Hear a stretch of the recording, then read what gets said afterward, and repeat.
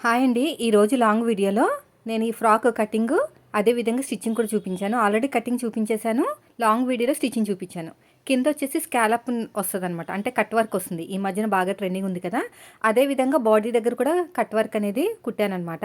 అసలు ఎలా కుట్టాను ఇదంతా కూడా బ్లౌజ్ పీస్తోనే.